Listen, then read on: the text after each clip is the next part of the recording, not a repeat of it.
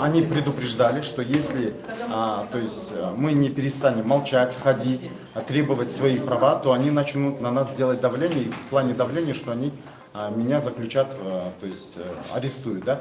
И как мы видим, то есть эти угрозы, то есть воплощают в реальность, да.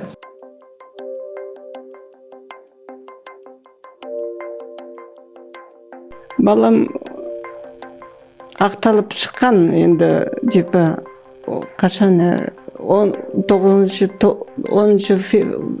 февраль күні шықты. Содан кейін әйтеуір прокуратураға барып жүрді, выступать етіп жүрді, анау недегі жағдайын айтып, енді мен совсем ақтап шықсын деп. Бірақ оларды ақтаған жоқ әлі, ешқандай неткен жоқ. Бірақ соткасын берді, ақтаймыз дегендей болды. Содан кейін случайно мен ауырып қалдым.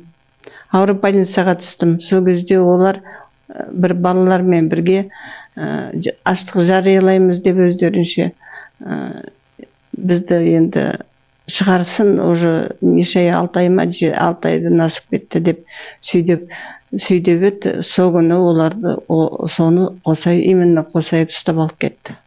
Мен больницада жаттым ол кезде. Тоже тяжелом состоянии. Бірақ әйтеуір шықтым, жазылып, әйтеуір Құдайдың арқасында жазылып ем. 1 маусымда жаңағы әкімшілік іс қозғалғаннан кейін, 2 маусым күні әкімшілік құқық бұзушылық туралы істерді қарайтын мамандандырылған ауданаралық сотымен, яғни 488 бабының 7 бөлігімен кінәлі деп танылып, 15 тәулікке қамауға алынған болатын. Яғни бұл қамау мерзімі 16 маусым күні аяқталатын болатын, түнгі сағат 10-да. Алайда құқық қорғау органдары, яғни жаңағы тергеушісі алдын ала барып, менің қорғауымдағы Махамбаев Қосайдың айтуы бойынша алдын ала барып, яғни кешкілік уақытта, кешкі сағат 6-лар шамасында тезірек ары қарай жаңағы 2 айға күзетпен ұстау түріндегі бұлтартпау шарасына ауыстыру туралы, яғни тергеу сотында ісі қаралған. Сөйтіп оны қанағаттандырып, қазіргі таңда жаңағы 18 мекемесінде қамауда отыр. Яғни осы алдында 10 ақпан 2022 жылы Қосай Махамбаевты ешқайда кетпеу және мінез құлық түріндегі бұлтартпау шарасына ауыстырған кезде талаптарын сақтамады деп, яғни әкімшілік іс қозғалды, үстінен әкімшілік қамауға алынды, әкімшілік жауапкершілікке тартылды. Сондықтан да деп дереу бұл жерде бұлтартпау шарасына ауыстырып отыр. Алайда менің қорғауымдағы Қосай Махамбаев ешқандай да әкімшілік жаңағы ол кезде де айтып өткен болатынбыз, іс әрекетінде ешқандай әкімшілік жауапкершілік көзделетіндей іс әрекеттер болған жоқ. Себебі ол ешкімді де ешқайда митингке, яғни жаппай жаңағы митингке шақырған жоқ. Қосайды шығарып берді, мен жағдайым ауырып отырмын, кеміп отырмын. Мен қазір аяғым жүрмейді туалетке. Мені даже отырғызудың өзі отырғызады. Енді неге айтпаймын оны, отырғызады, тұрар кезде тұрғызады, айтпесе мен тұра алмаймын өздігімнен. Тамақ істеп беріп отыр. Біреудің қолына қарап отырмын. Қосай маған ауадай қажет, балам, жаңғыз балам ғой. Бұндай болып қалам деп ойламадым. Бұндай жағдайға түсіп қалам деп ешқашан ойламаппын даже. Құдайдың құдіреті сондай болып қалды. Баламен хабарласамайды.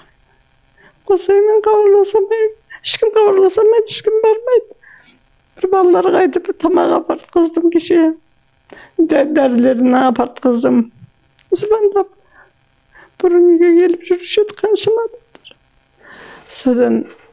Содан не керек? Кеше ғана тамақ апартқыздым. Өзім барамайым, қалай барамайым, туалетке барамайым бар. Үнім алып берді. Пенсияға ғана қарап отырған адамын.